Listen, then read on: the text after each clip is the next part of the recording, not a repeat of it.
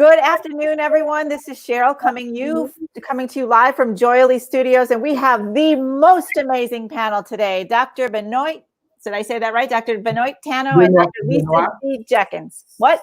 Benoit. Benoit. Dr. Right. Benoit Tano. Tano. Yeah. Got it. And we got to start over. And Dr. Lisa D. Jenkins. Thank you very much, both of you, for being here today. I'm super excited. So just real quick, for those of you that are tuning in for the first time to a JOYELY episode, we are in the middle, knee deep into 8 dimensions of wellness. And today's category is all about the environment. And I just thought, with all the things going on in the world right now, that the environment has to have a lot to do with how we're feeling about joy. And so I just think that calling on 2 amazing experts to talk about that is going to be a lot of fun.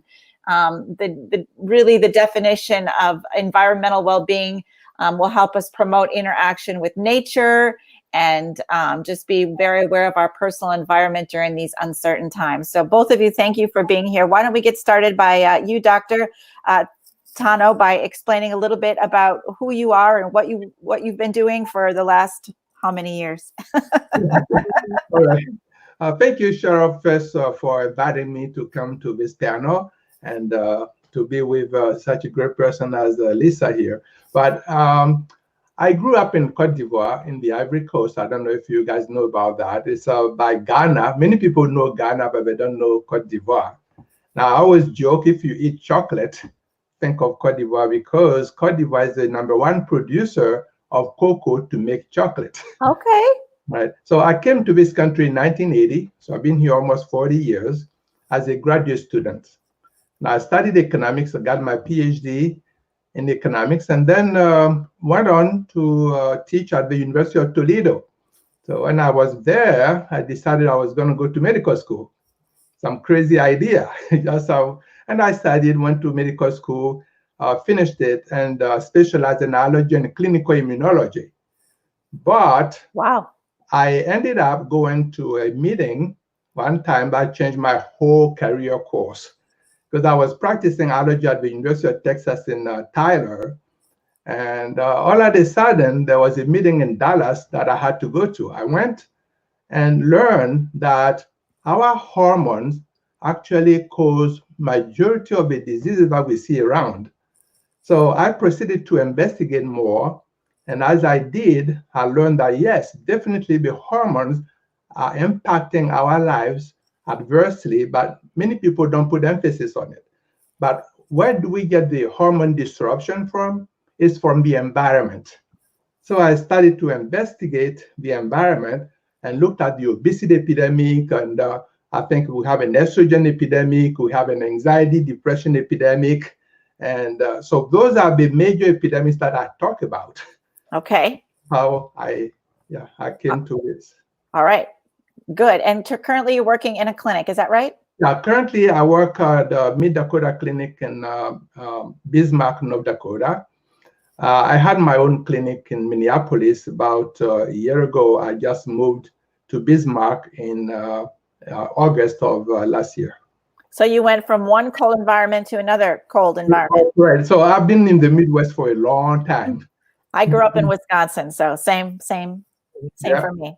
Yeah. All right, we'll get back to you in just a minute. So Dr. Jenkins, if you could just please tell us a little bit about your background and what you're doing currently. Sure. I'm actually a native New Yorker, New York City all of my life. I am living actually in the borough of Queens, and I do a lot of work in Manhattan and particularly in the Harlem area. But my background includes human resources with Fortune 500 companies. I've also, as of this moment, I'm on the faculty of the City University of New York, which is the country's largest urban university system. Wow. And so there I work in the history and philosophy department, teaching multicultural studies. And so that really is my niche, multicultural studies. I find that everything that we do, everything that occurs with us, it revolves around culture, which is essentially socially learned and transmitted behavior. You know, right. We think of culture generally as really just race, ethnicity, religion, place of origin, language, but it has to do with everything that we do in our lives, which is learned based upon those things that are around us. So I also work with faith-based, I'm a leader in a faith-based institution, the Okay. first woman to lead this particular faith-based organization, and I do a lot of ecumenical work with all sorts of religions, as well as those who have no religion, so worldviews in particular. And so my passion really is strengthening teams, helping empower individuals and strengthening teams.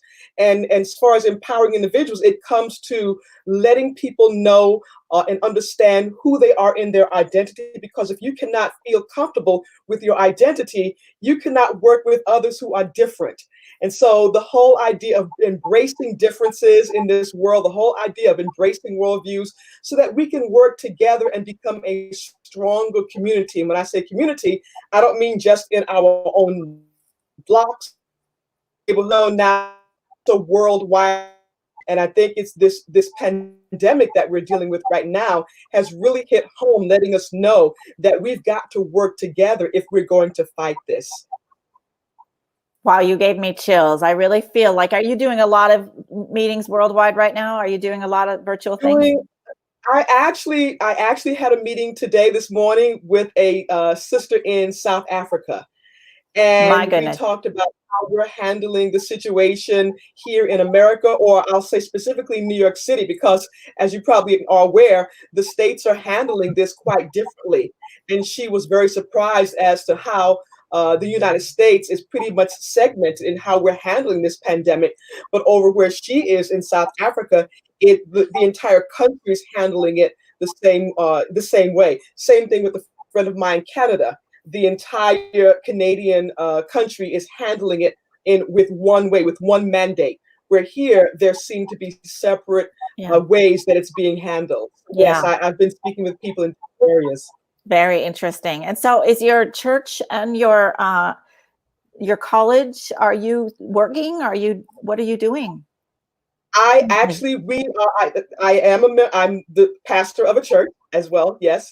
Right. But during this time, are you speaking virtually to them? Or are you all on hiatus, or what's happening? Everything is virtual. Okay. Everything is virtual. And it's very interesting. I was speaking with a rabbi friend of mine also, and we're talking about how things are virtual, how people are so used to a certain method of meeting or a certain method of worship. And we're trying to have folks understand that over the course of decades and centuries, there have always been different methods where people came together to celebrate their worldviews. And so right now we're trying to get people to understand that whatever it is that's in your heart, that's what you're bringing with you to the table. Yes. And that this new method of, like we're speaking here right now, it's a fantastic new way for us to connect, not just within the four walls, but outside of the four walls. So it's a mindset that has to be changed. And I think we're being forced right now to change our mindset and understanding. Absolutely.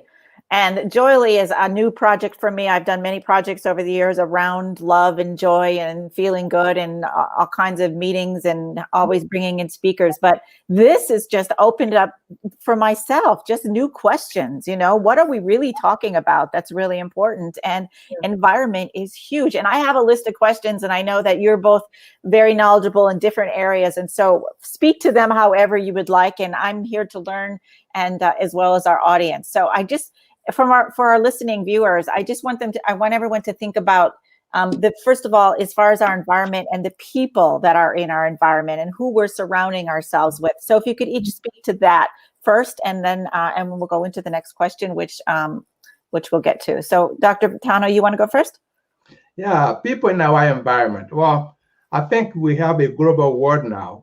Now we cannot speak of one home environment. We have a global home environment where we live in. Yes. And if we don't take care of our earth, I think we have nowhere to go. Unfortunately, there are many people who ignore this paradigm. They're completely oblivious of the environment, and they don't know the impact they have on that environment. But if I come down to the local environment in our own home. Like Dr. Jenkins was saying, communities are what makes the world. Now, if you don't empower your community, you do nothing with your community, you're not going to go anywhere with it. Now, I was listening to Catholic radio here in Bismarck yesterday. So now that we're all forced to stay home in many ways, now people are discovering that hey, they have families now. And now they're talking to their family members, they're talking to their wives or husbands and children, and then they're shocked that hey, these people are nice after all. God also has brought some other tensions. And the tensions are that many people are not accustomed to being together. And so now that they're in the same room, canceling is going off the roof. So that's one thing. That means this pandemic actually has opened up another kind of category of things that we need to work on, which is our family life. Beautiful. If we don't have a family life, we cannot share what we have beautiful to the other rest of the environment. So you have to love your family, and then you transcend that to the rest of the world.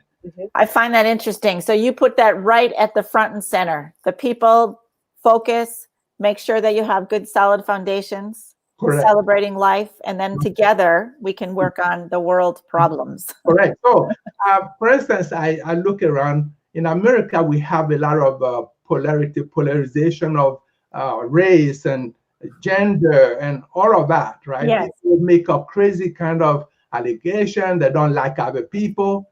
Today, it's like we're all in the same boat. And that's what I have always said. Yeah. The environment will get us first.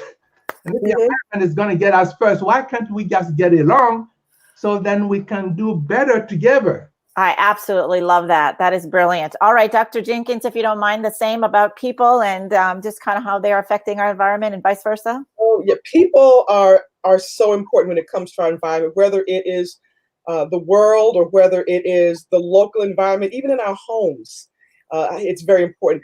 People, in fact, family, as Dr. Tano mentioned, is the actual first agent of socialization. It's how one becomes socialized to think about the world, so to speak. Right. And we're talking about environment. It reminds me, I was brought to remembrance of one of my students in a class, and we were talking about something, but my American student who was born in the city right here in New York, she was talking about the bushes and the dirt and the forest and how dirty certain things was. She's like, oh, we have to go into the bushes. We have to do this. It was awful. And then I had another student who is from Jamaica, West Indies, first generation. And he very quiet. And he laughed at her. And she says, what's so funny? Why are you laughing? He says, because you're saying the bush is something dirty because it's outside in the dirt.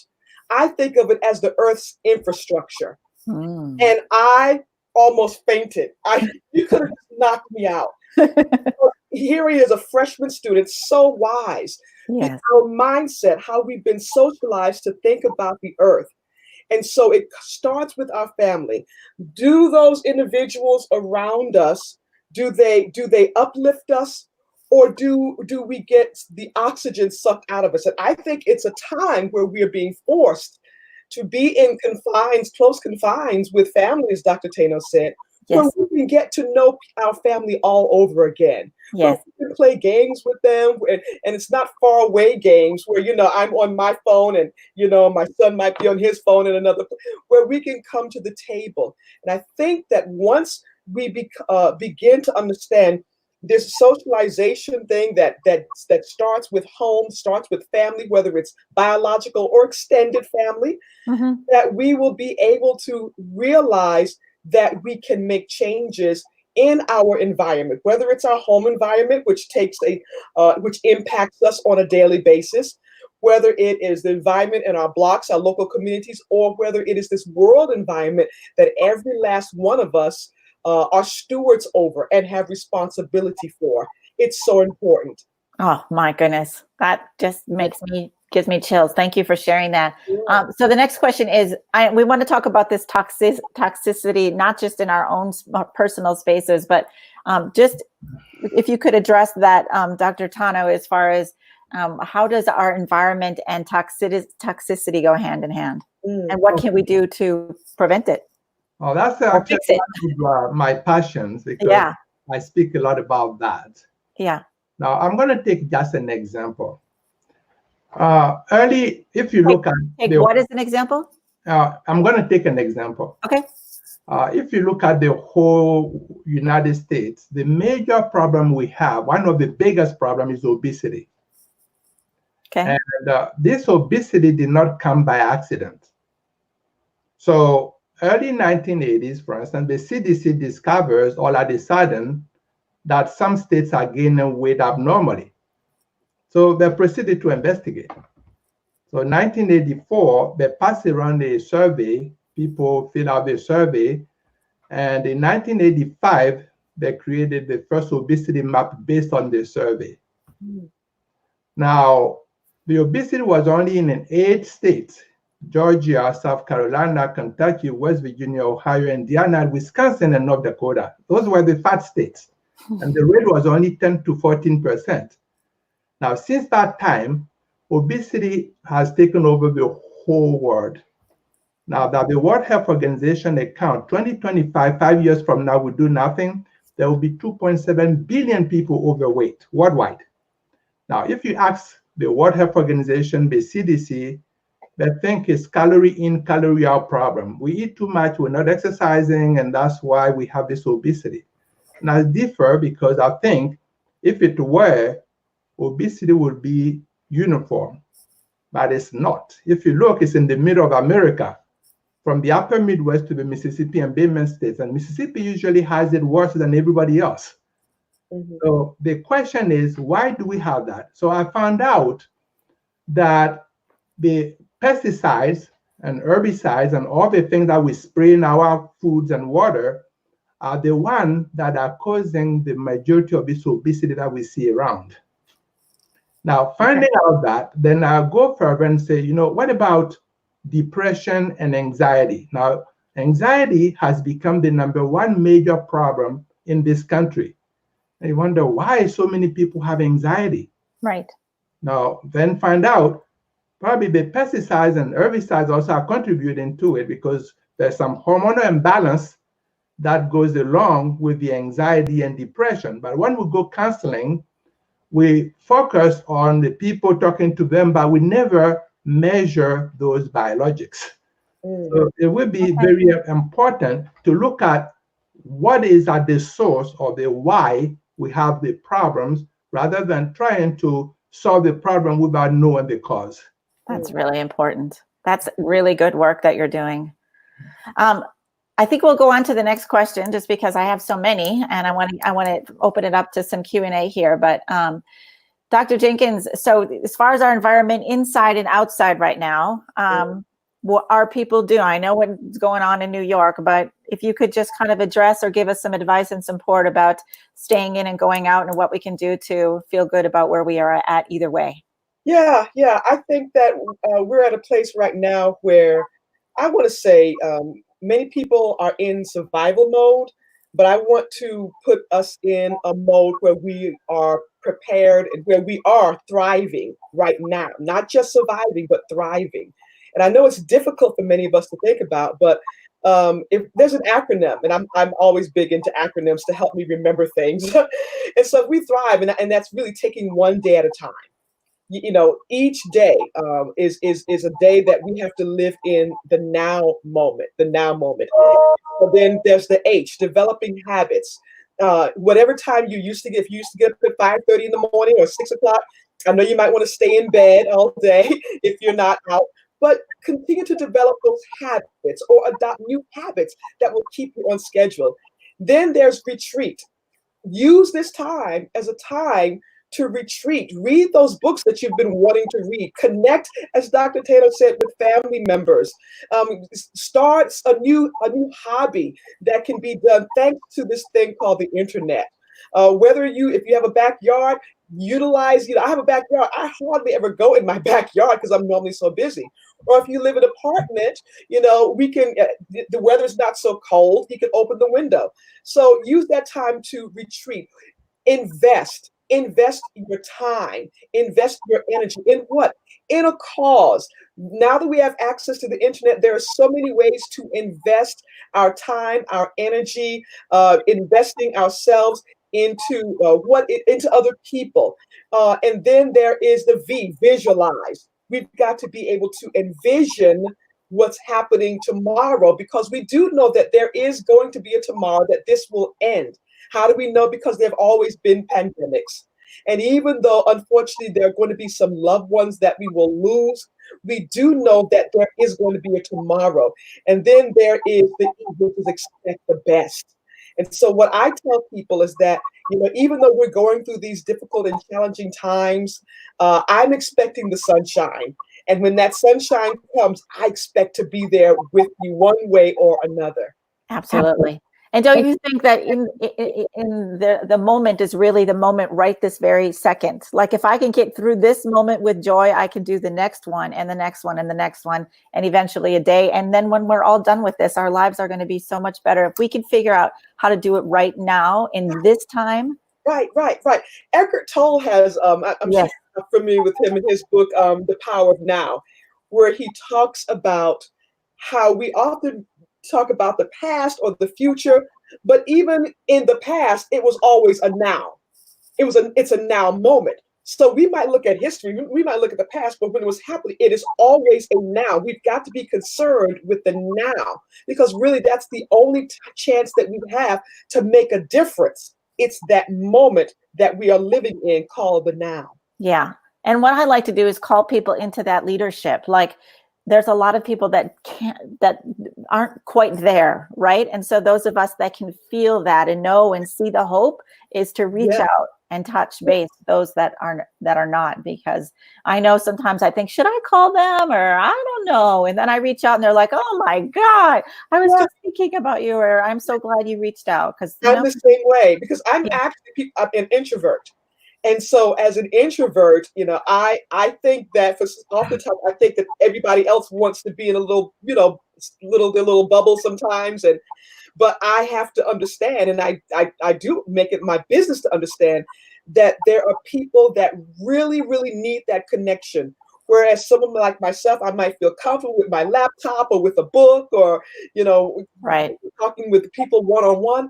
Yes. There are other people that I have been entrusted to, particularly my congregation, for instance, but also in my community, where I know that I am needed. Yes. And so we know this, we have to make that connection. Yes. And if you can't find it, you need to ask for what it is that you need. Somebody will absolutely be able to help you. Great point. Excellent point. Dr. Tano, Dr. Tano, what can we do to assist you in your work as far as getting to the bottom of this toxicity and understanding, kind of like right now, what can we do to help ourselves and help you with getting things cleaned up through this process of change? Yeah, I really think it's awareness, and programs such as yours that brings awareness to people is what is going to change. Now, I'm doing my little job. Nobody knows who I am. Nobody knows what I'm doing. I go to meetings, I do speak. Even doctors, they have no idea what is going on. So how can they empower the patients and the community to change? So by bringing forward all this information to the community, that's how people can change. That's how we can do better. Now, I'm going to add something to what Dr. Jenkins just said. The power of now is great, but there will always be a future too, right? So we're going to go to the future. Now, I have a joke. I say, we're doing all of this staying indoors and self-quarantine. Maybe we should have a whole year off and have the government pay for us. Wouldn't that be something? We'll have the greatest GNP ever, because people are going to learn to be very creative. They're going to produce a lot. And a lot of inventions, a lot of things will come through, and we will have a bigger economy. So now we are suffering, and we're anxious, and we don't know, but there will be tomorrow. that would bring everything better. But in terms of the environment, I think anxiety is a big, big problem. So if we're all anxious, how much joy can we give? Right. That is the big problem. So if we don't know what the source of joy is, how can we fix it? Or find it? How do we discover it for ourselves? How do we discover for ourselves? So I'm thinking, Francis, I have this saying, before marrying and divorcing, check your biologics.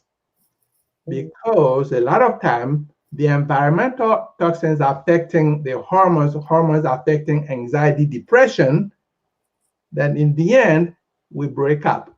We don't have any more families. We don't have anything else to go to. We cannot empower the community because we're so anxious. To be able to give love, you have to have it yourself first. So what is the answer to work with our hormones? What are we doing to, are we? Oh, you have to go to, what? We have to measure them. We can measure those hormones, but I went through a whole year-long process and all the vitamins, and now I'm just coming up on my results in another couple of months. I can't wait to see the differences. Absolutely. And I think that by measuring them and fixing them before engaging in productive actions such as marriage would be the best way to go, so then we can keep the family together. Yes. Now, even environmentally, when you talk about the home environment, do you know that we have more toxins in the homes than anywhere else? So if we do an indoor sampling, we found out even DDT that has been abolished since 1972, we still find that in the home. So they're still impacting us greatly, but we never pay attention to those. And how can we change anything? But by bringing awareness, I think people will be able to understand what is happening, and then they can take care of it. I think more and more women, men, they're going to doctors, functional medicine doctors that try to measure those hormones and fix it. Many other ones, they have their head buried in the sand and they don't want to hear about hormones. It's important for us all to know about the hormones and what is impacting it and how our lives, our joys are being impacted by the imbalances. I really appreciate your passion on this subject. And I think we need to talk about our Speakers Bureau, because you need to be out there doing this program over and over and over again, because people are not aware and they're not doing anything about it. And the rates of obesity and divorce and, abuse and everything under the sun could be fixed by really looking internally and figuring out what we need chemically, right? Right. Yes. So Dr. Jenkins, based on that information, it's really disheartening, isn't it? Yeah, it is. I think Dr. Tano said that he mentioned something about productivity and marriage. I think I'm unproductive because I'm not married. I am an unproductive individual, having never been married. But I do understand the whole thing with hormones. I did not mention I'm also a cancer survivor, and so in 2017, I survived ovarian cancer. And the whole idea of hormones, not just as women age, but also suddenly with the cancer and having surgery and all of that, there is a change. And also, I understand, just like Dr. Tano mentioned, the whole idea of your environment having different substances in it, which your home, especially having different substances that will affect your body, your mind. I was also years ago diagnosed with ADHD. And as I'm getting older, I understand, of course, that there are different things as far as foods that will affect that, pesticides that will affect it, all sorts of different things. My concern has always been, even with my son, who was diagnosed. In fact, he was diagnosed before I was, and as we probably know, the susceptibility to it is genetic, but it can be fixed. I'm sure Dr. Tano will be able to speak more about this. Through, I shouldn't say fixed, but it can be helped through the food that one will eat. One of my concerns has been the availability of organic or pesticide-free foods to people who are marginalized. And so I think what we are eating, what we are doing, making sure our home is not just a place, of course, clean, but also the environment that will be one that's conducive to a clear mind. I find that when with my ADHD brain, I'll say, and I'm not claiming that, but that's, oftentimes I know it's a challenge. I have to make sure that I'm cognizant about clearing my area so that I can have a mind that is conducive to creativity. Yes. I can be of service to others. I cannot be of service or help to others if I'm in a space, whether it's a physical space, an emotional space, a spiritual space, okay, any sort of space, so that I can be able to be creative, so that I can be able to help others. So it's extremely important. The idea of measuring hormones, like Dr. Tano said, is extremely important. I've not had that done. But I think that it is very, very involved. And the blood work panel is long and serious, and the vitamins are very regimented, and it's really important. I am just now getting to understand the various things that I am allergic to. As a matter of fact, I'm allergic to, I would say, fresh fruit because of the proteins. I know some people say it could be the pesticides on the fruit, certain fruit. The cross-pollination, but there are a whole number of things that I'm going through. But I say that for myself because I think that we all need to be encouraged to understand what it is that affects us as individuals. Because as I mentioned, if we are understanding who we are and what affects us and how we operate, that will affect those who are around us and ultimately our environment, which is what it's about, our world and the impact that we're able to make on this world that we've been entrusted and stewards over. That's beautiful. I don't know which one of you want to answer this, or both of you, but what you said earlier, Dr. Jenkins, about your student saying that the earth is our infrastructure, environmentally speaking, right now, going outside is encouraged. What kind of self-care would you recommend as far as nature goes, or just, doing something outside of the normal, to-dos on the computer and games and whatnot? Yeah, you got to getting outside. I'm here in my home office in New York. I have a treadmill that's indoors here. So if it's raining like today here in New York, I like to open up the windows and, let the fresh air in and still get on the treadmill. But getting outside with a brisk walk is so important. And it's what's recommended. They're saying that even though we're in this lockdown or shutdown or whatever you want to call it, that you should get outside and get some fresh air. If you have a dog to walk, that is the most wonderful thing with your animals, your pets. So I really do encourage individuals to keep up an exercise routine, even if it's just stretching or simple yoga. Do that outside. If you have an apartment, like I said, open up your windows. Just open up the shades, open up the blinds, let in the light, whatever you can do. If you don't have a backyard, just look for outside and embrace it so that you can take in this environment. Yes, beautiful. Dr. Tano, can you talk to nature a little bit and just how that helps our overall well-being as well? Absolutely. I would say get out and smell the roses when the summer comes. There are many people, granted, we all stay indoors so much. Sometimes we forget that we need to go out and just get a brush of fresh air. Mm-hmm. It's important for us all to do it. Here, yesterday snowed, so we cannot do anything. We have a big snowstorm yesterday. But before that, when the temperature went up a little bit to the 40s, it was beautiful to see children, parents, they're riding their bikes outside already, and everybody was enjoying the environment. I think we should all do that. Even in this pandemic, everybody is saying, well, it's important to get out because it looks like the sun or heat is one of the ways maybe we can mitigate this virus. And everybody's hoping for summer, maybe, but when the summer comes and the temperatures rises, maybe we're not going to have this pandemic anymore. But meanwhile, as soon as things start warming up, we should all get out and enjoy it.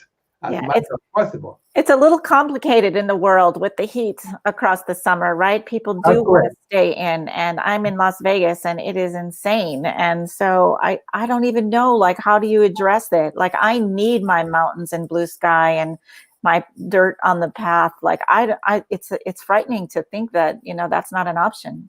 That's correct. Actually, what I think about many times when we are in this cold environment, like northern United States, everybody say, "Well, you guys are so cold up there. I'm not going to go there." But you endure a lot of cold, but in the summer it's beautiful. So there are many people who like to travel, and they come up north when things are really so hot down south. Yeah. And Yeah. I think, Yeah. when things go away, the pandemic is gone, then people can do more traveling and they can investigate other stuff, and so they know the country. But meanwhile, you're improving your health by doing that too. Yeah. I'm doing a lot of work with some of the underserved populations right now. And I just think that banding together and getting groups organized to, you know, get more people outside will overall help our health and wellness and our well-being in the world. So that's really important. All right. Last but not least, if you don't mind, both of you just sharing a little bit about what gives you joy and what you're doing right now that is spreading joy in the world. Specifically, whoever wants to go first. I love to write. Yeah. Writing. Mm-hmm. I love to write. Writing. And one of the things I need to do is get back to blogging. I used to blog quite regularly and I stopped. I would like to get back to writing and reading. Just read, you know, I used to read novels and biographies. Not most of what I've been reading for the past few years have been purely work related. I want to now just sit back and read a novel or read a biography. I've always gained strength from reading about people who've come before me and how they were able to surmount odds. And so that's what brings me joy. And then also not just reading and writing, but imparting the information that I've taken in to others so that they can be empowered and strengthened. You have such a beautiful gift, and your smile and your energy and the life about your whole beingness is just radiating. And I think just showing up on any call and in any communication makes everyone feel better when they are engaged with you. I can just see it in your eyes. Your eyes sparkle, and that brings me joy. Yeah. I can see it. I can feel it all the way from over here. If we could all just rub our hands together and create more energy for the whole wide world, let's get it out there. All right, Dr. Tano, what gives you joy? What do you love? I think I'm born a teacher. So I was born a teacher. I always love to teach. And I think I have a lot of information. Like Dr. Johnson is saying, I read a lot. I do a whole lot of stuff. But if you keep it to yourself, then you're not doing anything. Yeah. You have to share that with the community. You have to share that with other people worldwide.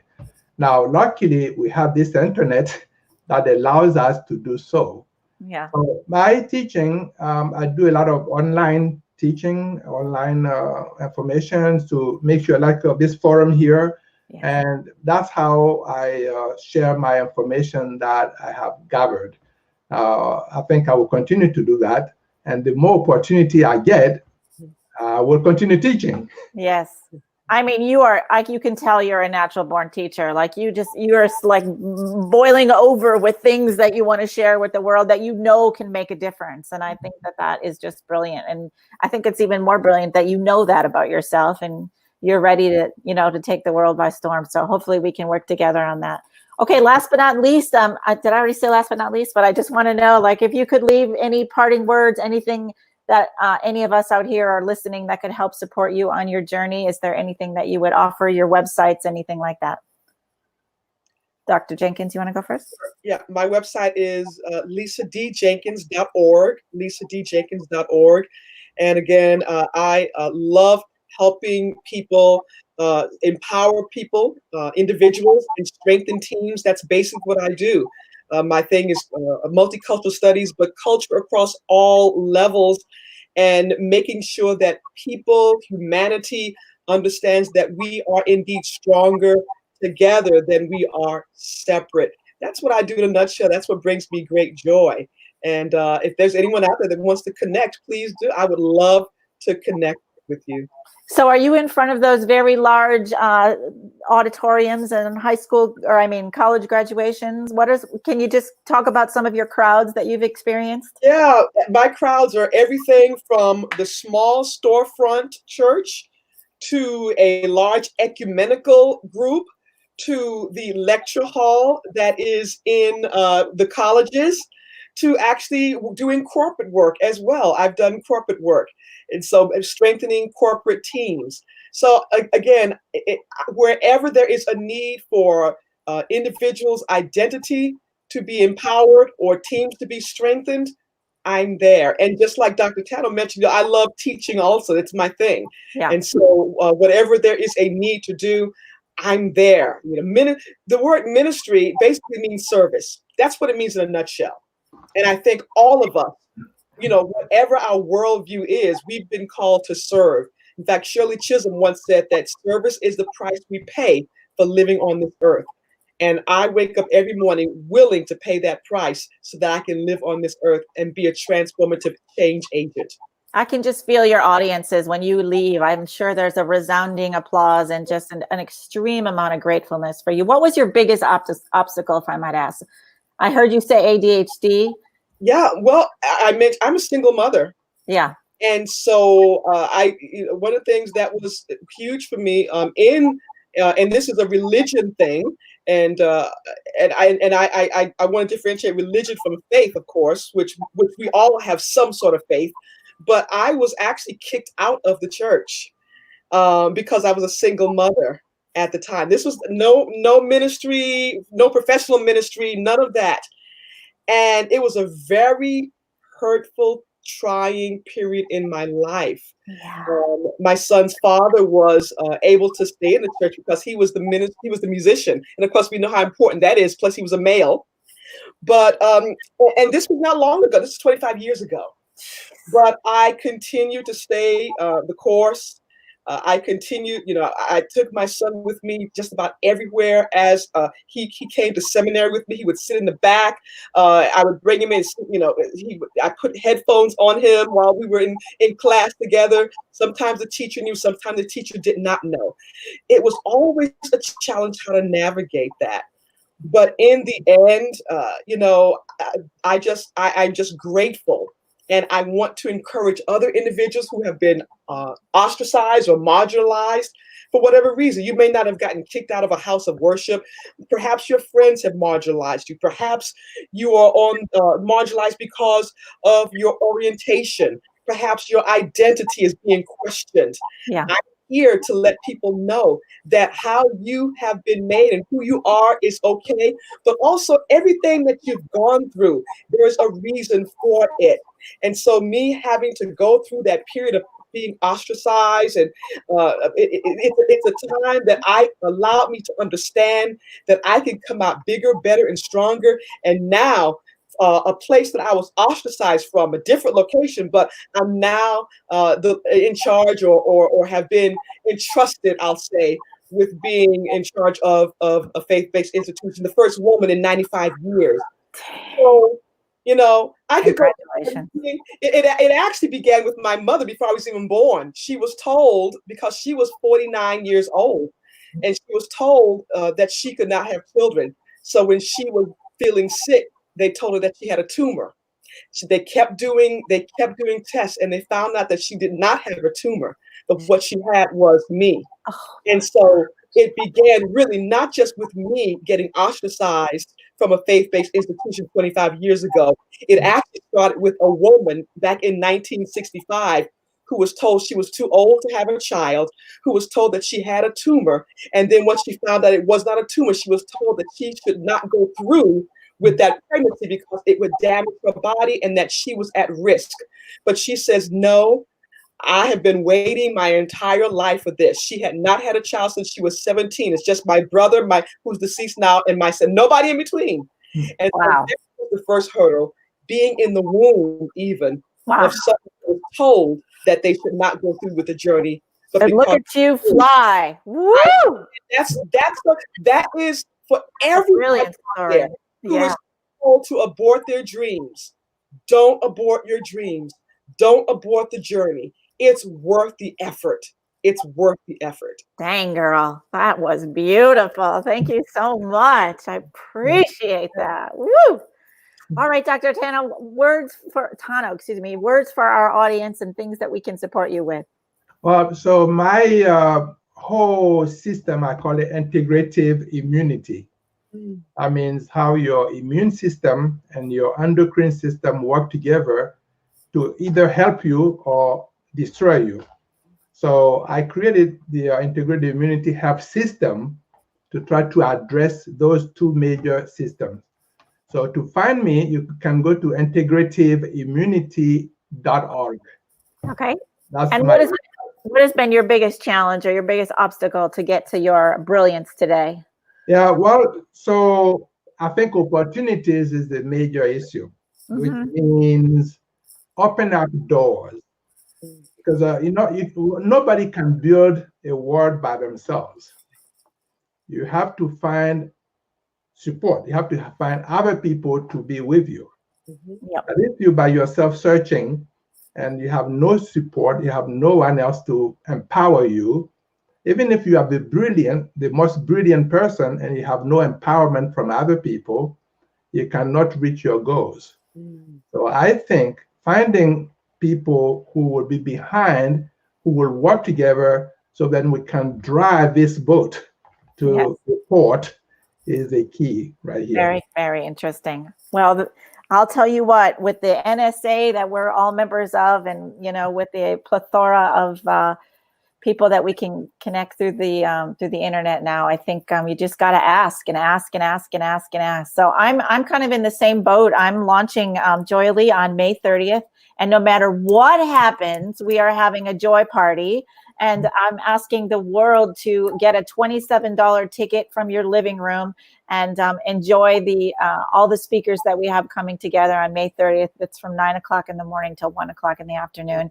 And it's just a celebration. And I probably should change the name to a coming out party. I'm not sure, but either way, we're going to do it. And I encourage you all to partake and help me share the information and even be part at some point. So any other final comments for us, Dr. Jenkins? I have nothing to say other than I'm excited for you.